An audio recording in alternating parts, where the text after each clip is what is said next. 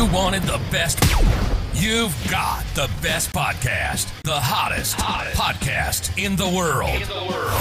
The Chris Voss Show, the preeminent podcast with guests so smart you may experience serious brain bleed. The CEOs, authors, thought leaders, visionaries, and motivators.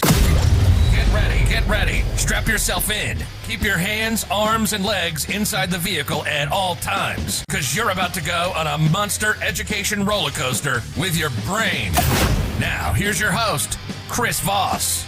Hi, folks. It's Voss here from the ChrisVossShow.com, the ChrisVossShow.com. I should make a challenge there every day to hit a different pitch and just see what happens. I don't know. Clearly, my wanting to end up in opera is not going to work out. We all know that after 13 years, right? Welcome to the show, my friends. We certainly appreciate you being part of the big show. Thanks for all the calls and emails we've been getting lately. It's been quite exciting, especially the calls. We're actually going to put a number out. I'm going to make a number for the show people can call into, because people have been tracking my number down lately and calling in, and I'm just like, well, that's pretty cool. But it's on my personal line, damn it, which I don't mind so much, but we'll make a business line for it. So stay tuned for that. There'll be some giveaways we'll be giving away too that we've got coming up. So we'll watch for that as well. Refer the show to your family, friends, and relatives. Remember, it's the holiday season. One thing we should make an announcement with, we're doing our big CEO interviews at CES show that we've been doing for 13 years or so. And those are coming up. So stay tuned for that. There'll be a bunch of products we'll be reviewing, of course, as we always do from CES show. And it's going to be exciting. That's going to be the first week of January. So you'll see a flood of our interviews there where we sit down with CEOs of major corporations and talk to them about what the hell is this? No, I'm just kidding. Basically whatever the phone is or whatever the thing is. Anyway, youtube.com/Chris Voss, goodreads.com/Chris Voss, the big LinkedIn groups, the LinkedIn newsletter, all the stuff we do on LinkedIn.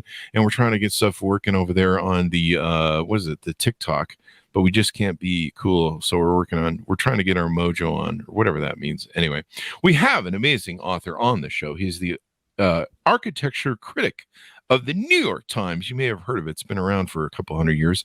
I think at least 100 or 200 years. I'm just making stuff up as I go along, people. He's on the show with us today. He's going to be talking about his newest book that comes out. It's yesterday, November 29th, 2022. I can't believe it's almost Christmas.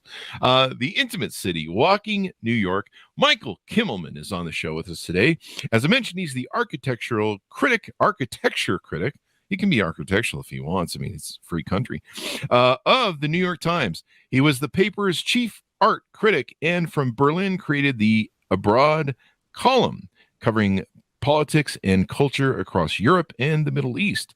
He has reported from more than 40 countries and founded Headway, a nonprofit journalistic initiative focused on global challenges and paths to progress. A native New Yorker, twice a finalist for the Pulitzer Prize. Congratulations. Kimmelman is the author of The Accidental Masterpiece on the Art of Life and Vice Versa, and Portraits, talking with artists at the Met, the Modern, the Louvre, and elsewhere. I'm not sure where elsewhere is at. Is that a place or is that just everywhere? Welcome to the show, Michael. How are you? Fine, Chris. Thanks. Happy to be here. Congratulations on the new book. We're glad to have you. Give us your .coms wherever you want people to find you on the interwebs and get to know you better. Yeah, well, I'm at Kimmelman on Twitter, so long as Twitter's still around. And I don't have my own website, but I'm reachable through the New York Times. And you can click on my byline and you can get to me directly. It's not exactly like your direct phone, but it's pretty close. There you go. The New York Times, I've heard of that. It's been around. Yeah. We've had a number of reporters and journalists from the journalists, whatever. Both. Whatever. Yeah, from the New York Times. Great publication.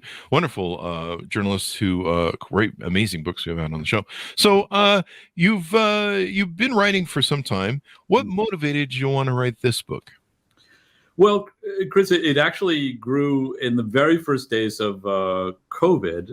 It grew out of a kind of despair and desperation. So the New York had actually just gone into lockdown. I mean, I think Governor Cuomo had basically told people everybody had to stay in, and so like everybody else, I felt panicked and confused and so forth. But I also knew that I wouldn't be able to do my job in a normal way. And I wanted to sort of think of what I could do, partly to get my own mind off the, pandemic. It was about to become a pandemic, but also to see what I could do with which was useful. So I sent out an email to a whole bunch of people I knew, architects and designers and writers and others. And I suggested that we take a walk around the city. I said, someplace meaningful to you. We could just take a short walk. That was still possible. And I thought, back then there was a lot of pressure on people like me and journalists and people in the media, and everyone was supposed to predict what was supposed to happen. And, I didn't know what was going to happen, in an hour. And I was completely paralyzed and unable to predict anything. And also knew that we were doing a lot of leaning on into disaster scenarios, like there was a lot of prognosticating about the end of days. Yeah. Especially if you were, as I was, living in New York City, the news was just everyone was abandoning New York City. And, it was just like one of these disaster movies of the 1970s, people fleeing and the city was going to end and what were we going to do and so forth. I just, A, I had no idea, but B, I didn't think that was true. I mean, the city has been through lots of ups and downs. A century ago, we went through another epidemic and came out of that much stronger. So what I did know was that the city itself was a kind of rock. It was something we all shared. It was something we could see outside our windows. It was something that gave us a sense of community when we were suddenly locked inside. So I thought walking around would be kind of a distraction and a joy, and it would give me something to do besides worry about my family. Yeah. And, so that's how it started, and then it just grew over time. Because I think people were glad to get something that wasn't just another, gloom and doom story about the pandemic. But then also, I think it was something that bound us together, because that's what cities at their best do. You speak to that well, because we went through something where, something that we took for granted every day, was taken kind of from us a little bit. And we, I had always gone out, like you, to eat with friends and coffee, and, you go out and do stuff. You don't really think about it. Like, you're not like, well, what if I didn't have Starbucks today? Which you probably should think about. Get some real coffee, people. But you suddenly couldn't go out to eat with people, and you lost your society, your community, and you're just like, well, you got to go spend time, with the wife and kids. And I mean, have you seen my kids? No, I'm just kidding. I don't have any kids. That's the way that joke works. But I've seen other people's kids, and they should really. Anyway, I'm just kidding, being funny. Just offend everyone's kids, Chris, on the show. That'll make for great audience pleasure. We lost everybody who doesn't have kids, Chris. 3 people are listening to the podcast. Anyway, before I segue again, and so it was like it was really hard, and you realize how important those things were. And yeah, I mean the dire situation that was coming out of New York, and of course big cities where people like, we're out of here, we're moving. You saw these moving trucks that were leaving big cities, and people were doing the death knell of like, there'll never be big cities anymore, and everyone's moving to the middle of the country, and then of course everyone moved to Kansas and went, holy shit, we're moving back to New York City. All right, I just lost the Kansas crowd, all 5 of them. Yeah. So you really speak to that, and it was hard to come back to that. One of the most interesting things was seeing Times Square like a ghost town, like just empty. Yeah. What was that like for you to see that? Yeah, I mean, the very first walk I did in the book was with a guy named David Rockwell, who's done a million. He's an architect and a designer. He's done a lot of shows on Broadway, won Tonys and stuff like this, and we met in Times Square and walked around, and there was like nobody there. I mean, the New York Times is called Times Square for a reason. So it's where my office is, and I was used to being there, every day and seeing mobs, and now there was nobody. There was a couple of people in Elmo and Mickey Mouse costumes, hoping to find some easy marks, but there were no tourists. It was nothing. On the other hand, and that was very eerie, but it was also a kind of wonderful moment in retrospect to sort of see. It was like time stopped. Yeah. And it was to see the buildings, to see the streets, to sort of breathe and look around. One of the things about the way we move and operate in cities is often that we're just, not really taking that moment to look. And we're trying to get quickly from one place to another. So on a certain level, I think the pandemic also had the value of letting us stop and look around, reminding us how we wanted each other in those streets as well. Except for my kids. Kids. Yeah. Have you seen them lately? That's going to be the callback joke of the show, I guess. You're right. It was eerie. Like I would see pictures in New York and I'd just be like, holy crap. And it would, look like, what was that Legend movie with that one actor who punched the other actor, Will Smith? It's kind of like apocalyptic sort of stuff that was eerie. So you guys, let me ask you this, because I wanted to ask you this first. Why did you name the book The Intimate City? Is this a love letter to New York, basically? It really did end up being one because, first of all, I'm a native New Yorker. I grew up here. I've lived elsewhere. I lived in Europe. I came back, and I love other places. I'm not. I know what some people think of New York. It's not for everybody. But I think it's an equal opportunity elitist city, meaning anybody can come here and the next morning just say they're a New Yorker, and that's totally fine by me. I think it's a very welcoming place, in fact, for whatever its reputation might be. So I love the city, and it began with a desire that that people also share in that affection for this thing which was binding us together. But I also took people around and asked them to take me to places that were, meaningful to them. So a lot of what I got was not, it's not like an architecture tour or just a guidebook, which there's great guidebooks out there. It was really a way in which people talked about themselves and their lives and what was meaningful to them. And in some cases about their childhoods and the neighborhoods where they grew up. And, because cities are lived places. They're not accumulations of buildings or landmarks. And everybody has a different experience. When I moved through Greenwich Village, where I grew up, I have a million feelings. I'm not checking off the box of the name of an architect who did a building on a particular street.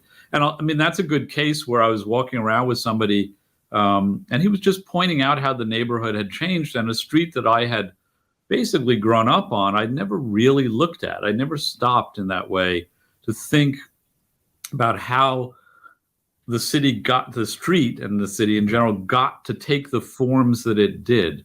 Why one side of the street looked different from another. So, it was intimate in a lot of ways. It was intimate for me. It was intimate, I think, for the people who I walked around with.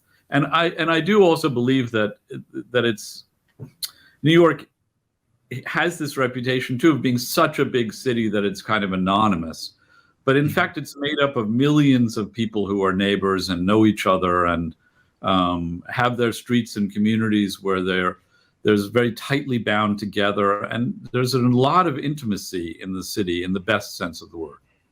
Yeah, people are connected to their community, and I think that's what we found during COVID. We were alienated from our community, or we couldn't enjoy our community, and that's when we realized how important it was. I realized a lot of things. I think everyone sat down and said, "What are my values in life? What's important? What's not important? What's meaningful? What's not meaningful?" My family can disappear in a heartbeat, and this virus can take them, and I don't know, it can just happen like that. And you don't know. It was like so random. It's a beautiful book because not only do you have a lot of interesting pictures that you don't normally see in the mainstream, like here's the Eiffel Tower, or not the Eiffel Tower, the Statue of Liberty. Here's the, here's all the things everyone wants to see. And you really go around and throughout it, you're having these conversations with people that go on these tours with you.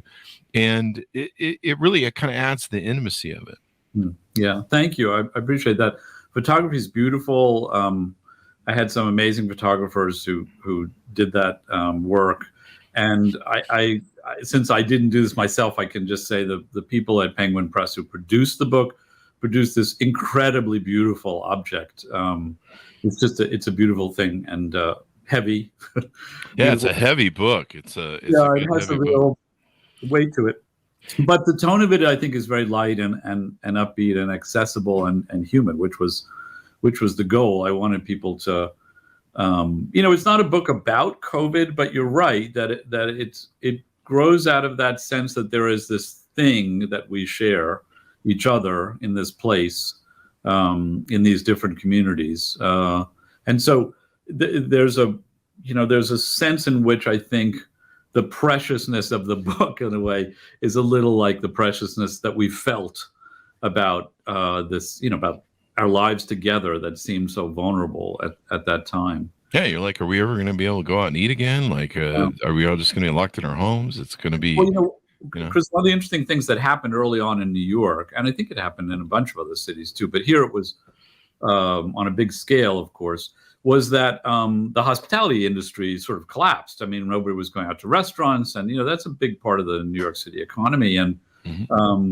so overnight, the decision was made to allow restaurants to take over essentially parking spots and sidewalks, and to have places to eat outside. They came to be called streeteries, like these little stalls and stands and covered stands outside.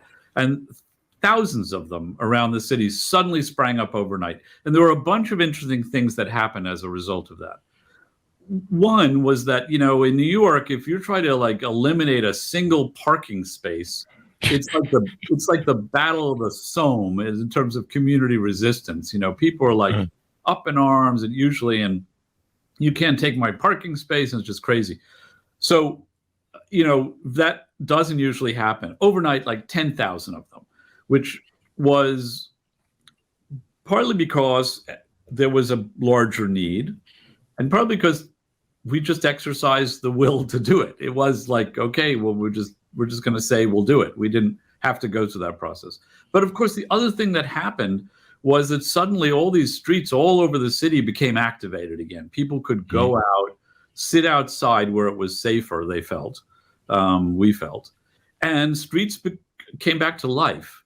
And we can take for granted, and I think especially people who don't live in a city may take for granted just how meaningful are these shared public spaces, how important they are. You don't have to live in a tiny apartment to need to have those spaces. It's just, there's something about the very nature of a city, a democracy, a cosmopolis, that is based on these spaces, these places where we negotiate each other, figure stuff out, figure our shared existence together. I mean, I don't mean to make it too highfalutin, but that's sort of the beauty of a city. And when these streeteries opened, you saw people just it was like a collective breath of fresh air, just like everyone exhaled and the streets came alive again. And this was still before, we had vaccines, before people felt even entirely comfortable, well, if anybody does now,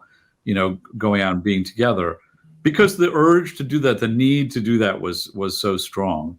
And the last thing, if I'll just say, Chris, it also tells us something very important, if I may just pontificate for another second, which is that, a city like New York can seem to be this monolithic, gigantic thing built of stone and steel and glass, but it's actually an organism. It changes, neighborhoods change, the buildings change. You come from Vegas where things are changing all the time. The cities that's part of what makes them alive. They're dynamic. And so we saw that overnight the streets could change. And I think that was also an important lesson, because we were stuck in this pandemic, and it was a reminder that things can and that they will change. And indeed they have. I love it. We really found out how important community was. We really took it for granted. And like you say, New York is such a hustle and bustle, big city. I've been there. You got to keep moving. You can't just stand on the sidewalk and block everybody, or you're going to get punched or yelled at. It's a busy city. And, you took time with this book and had the opportunity there with COVID to spend time in places where, the bustle is gone and you can look around and go, what is this about? And what is it? I grew up in SoCal, so I kind of lived in the big city. And then in my teens, my parents moved us to American Fork, Utah, which was basically like Kevin Bacon in that one movie going from, I think we moved from New Jersey to American Fork, Utah. It was the same city. And it was shock. It was just shock and awe. And I remember growing up in my teens and reaching that point of wanting to go to what was, the big city, Salt Lake City for the time for us, which is, nothing compared to New York. But still the vibrancy of going there. And this is back in the age when cruising was what you did as teenagers. I don't know if you remember that. Of course. But you cruise to go meet girls in your teens, and you drive up and down State Street and just do that over and over all night long. Like, it seems kind of silly now, but it actually was probably better than dating on dating apps. But there was a vibrancy. You go to the city and there was a aliveness there. There was a feeling of energy. The big buildings, just implied that there was something going on. One of my favorite lyrics and songs about Manhattan in New York was written by Rush, Neil Peart, The Camera Eye. I don't know if you've ever read the lyrics from that or been a fan, but he wrote some beautiful lyrics about just the excitement of the city, the feel of Manhattan, the feel of being in those places and finding those. So I love the stories you tell in the book as you go through them. How did you choose? Like, there's a lot of stuff that I never seen in New York, and I've been there a lot, but you don't see it on the normal. Here's the Statue of Liberty. Here's the the big towers. How did you pick things? Did you pick things, or did you just kind of wander?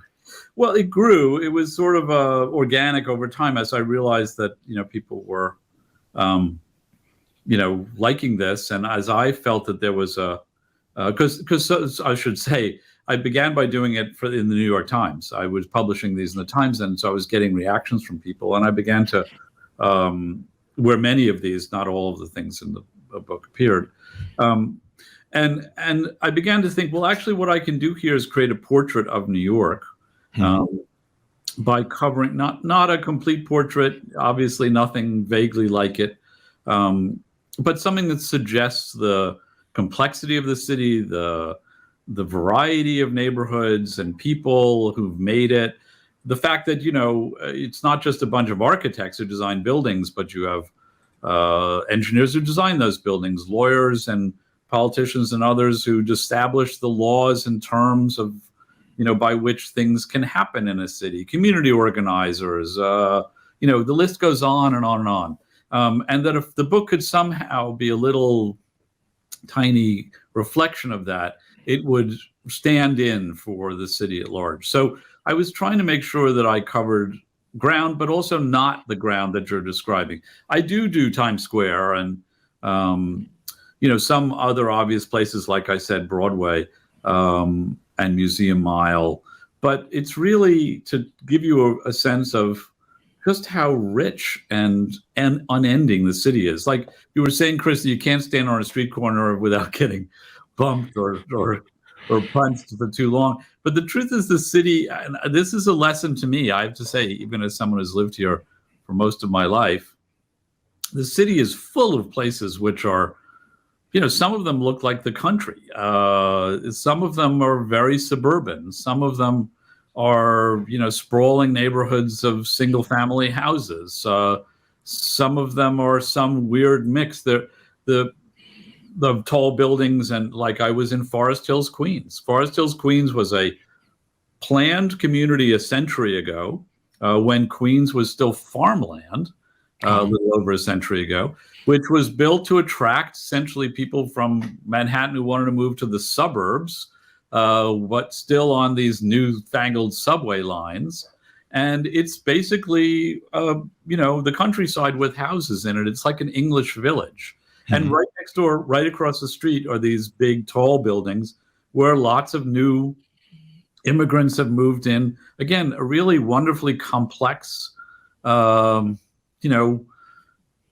hard to describe thing. It's not a single thing. And you get out at a subway station in Forest Hills, having come from, let's say, Times Square, it's like you've gone to another world entirely. You've gone into the English countryside. So, I mean, I think I wanted to give some sense of that. And I also wanted to talk to a guy named Eric Sanderson, who's just great. Eric is a scientist, an ecologist, and has studied the evolving geography and topography and ecology of the city. So he and I looked back. We pretended that we were in the city back when Henry Hudson first sailed into the harbor in 1609. What would we see? And that conversation took us back like 450 million years. And we did the same thing in the Bronx. It was really cool. Like, I had no idea, that Times Square had been a beaver pond, or, that Lower Manhattan had been covered with like half a mile of ice, that kind of thing. It was really fascinating. As I said, one learns, I learned, how things got to be the way they are. We study history. We have a lot of historians that come on with their books, and, we talk about textually history and tell the stories of them. But I never really thought about it from the angle that architecture tells a story of our history and our city. And it has stories that are built into it. Somebody put their heart, soul, and mind into something, their passion. Maybe it tells a story of their family, their family history, a story of the city in and of itself. And so really these things are not only visually appealing, to us. You look at text in a history book, and I certainly did in high school, and I was like, oh God, I got to read stuff. But with architecture, you can look at it and you can go, that's really interesting. Like, one of my favorite things in LA was to go down to some of the old, I don't know if is it called Art Deco? Some of the Art Deco of LA, that, that kind of, that wonderful feel that you get from, the old Hollywood sort of. Downtown LA is full of that. Yeah. City Hall, and I love it. I see it and I just like, this is so awesome. I wonder where it came from. Yeah. And it's beautiful that you do this. Anything we haven't touched on in the book that we should touch on? You do cover 4 of the 5 barrios in the book. You make chapters on each different areas and stuff. Yeah, no, I mean, we would cover, so New York is made up of 5 boroughs, and I couldn't get Staten Island, so next time.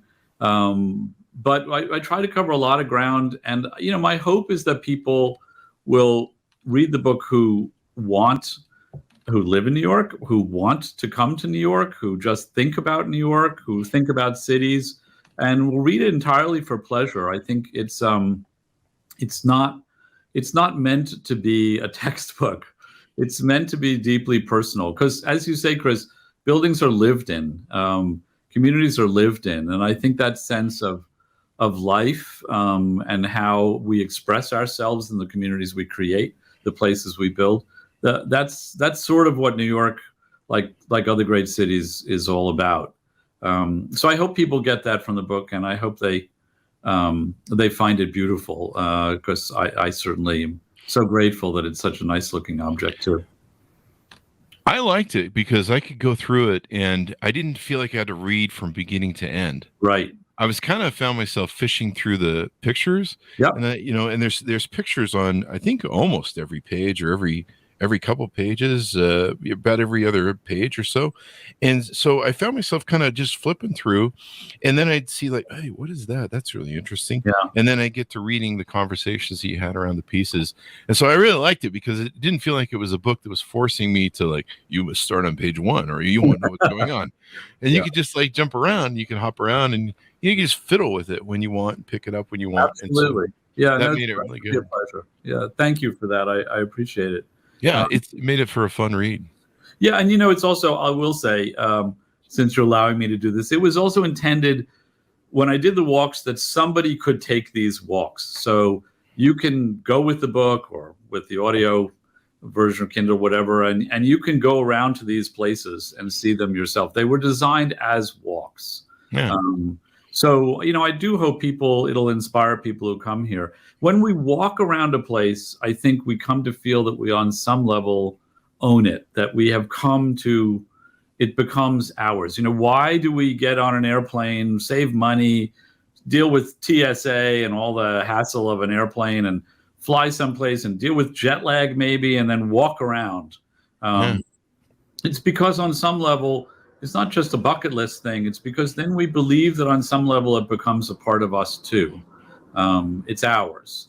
And I think that's what I hope the book conveys. And it's sort of what I meant about New York too. You know, it's a place for everyone. I really do believe that. It doesn't mean that everyone has to love it, but I do believe it's open. It's an open city, and that's a really, to me, a very joyous thing about it. Definitely. And then if you go to probably many of the sites that are in here, you'll avoid the tourist crowds. You will indeed. That's what anytime I go to downtown Las Vegas, I'm like, effing tourists. Oh my gosh. You know, they're walking around going, oh, lights. I've never seen lights before. And you're like, get out of my way. It's a casino, man. It's been here forever. Get over it. But no, that's the beautiful part about New York. Was there a favorite barrio or area you had that you loved the most architecture wise? I mean, am I putting you on the spot? No, you're not putting me on the spot exactly, but I can't say there's one. Look, I did a walk around my old neighborhood, and I do love the Village. It's it's sort of in my bones. The other night I woke up dreaming that I was in my childhood bedroom. Everybody does this, but that included the traffic noise outside the window. Wow. So it's sort of something I still have family in that neighborhood. I live uptown now, but that was fun to go do that because, again, I was able to see things I didn't know. I'd never thought about because I'd just taken it for granted. There's a street called Christopher Street. Why is Christopher Street at a weird angle when all the other streets are at a grid in the city? Well, that's because it was the property line of a British admiral who had his estate there in the colonial era. And this was the border of his property. And all these other crooked streets in that area were where there were other property lines and cow paths and stuff. So these are like, little embedded memories. That's not maybe the best example, but it's just one little thing that was like opened my eyes to something I even thought I knew. We back in the early days of Instagram, when it was kind of more about photos and not about thirst traps, some of my famous photographer friends would do these photo tours where you go to a city or go to an area and you just walk around as a team of people and photograph stuff. And some people would be there that knew the history and talk about the history. We should bring those back. Yeah. Only from an architecture aspect, where we can have someone like you who can talk about how, this is built in 18 whatever, and it has, this sort of style and why they maybe did it that way. That would be really interesting to me. Yeah. I mean, I think it's always interesting to have yes, I obviously agree that architectural stuff can be super interesting. People need to know, I think, also why that matters. Like what difference does it make? And there's so many different ways of seeing the same thing.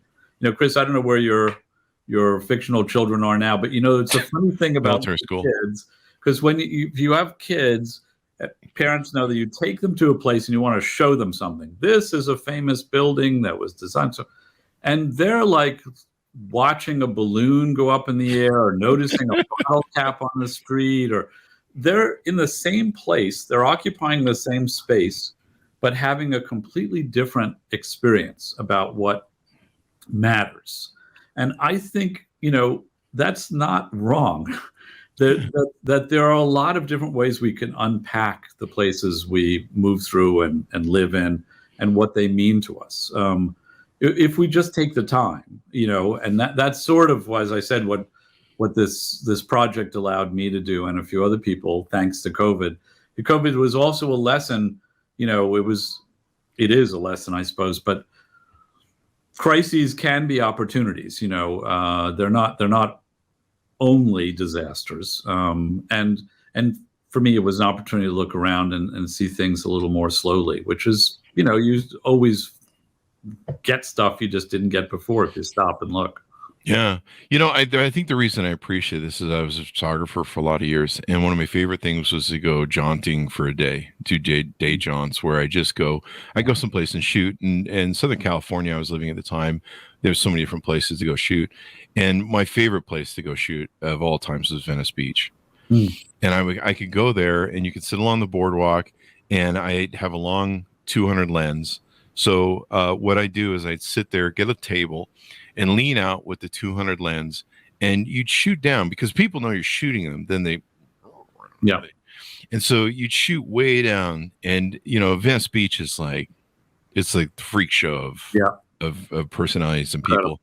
And it's interesting to watch, people do it. And I would sit there for hours shooting people.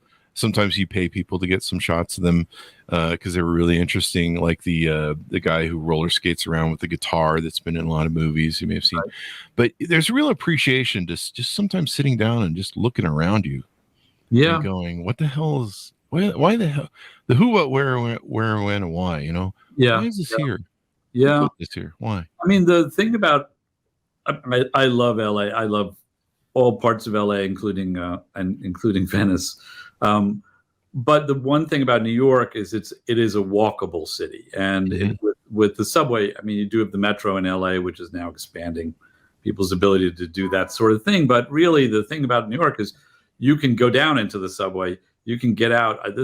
New Yorkers should do this more. You can get out of a place you've never been before, and like you're in a different world. And I do know a lot of people who do what you're describing, sort of go around with a camera. I have a good friend, Daniel Arnold, who's an amazing photographer, and that's he does sort of what you're describing. He's just like out there all day looking for these kind of unexpected views, unexpected people.